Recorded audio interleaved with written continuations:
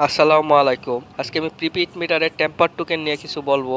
তো prepaid meter হলো এমন এক ধরনের মিটার যেখানে আপনি আগে থেকে টাকা রিচার্জ করে তারপর বিদ্যুৎ ব্যবহার করেন। যদি কেউ মিটার খুলে বা চুম্বক লাগায়, সংযোগ পরিবর্তন করে বা অন্যভাবে বিদ্যুৎ চুরি করার চেষ্টা করে, তখন মিটারটি টেম্পার মোড দেখায়।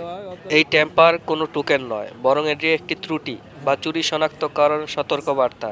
যখন মিটার টেম্পার দেখায়, বিদ্যুৎ সরবরাহ বন্ধ করে দেয়। চালু করতে অনেক সমস্যায় পড়বেন, যেমন আপনার সংশ্লিষ্ট বিদ্যুৎ অফিসে, ডিএসকো, বিপিডিবি, পল্লী বিদ্যুৎ অফিসে যোগাযোগ করতে হয়। তারা এসে মিটার রিসেট করে বা রিপেয়ারিং করে দেয়। আপনি যদি প্রিপেইড মিটার ব্যবহার করেন তাহলে জানা জরুরি সতর্কবার্তা।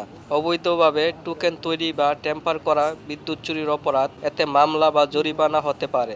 আপনারা যারা এই মিটার ব্যবহার করেন অনেকেই সমস্যায় পড়েছেন। ভোগান্তির আরেক নাম প্রিপেইড মিটার। বিদ্যুৎ চুরি বন্ধ করতে এই মিটার দিয়েছে আমাদের সরকার। বাধ্যতামূলক এই মিটার ব্যবহার করতে হবে।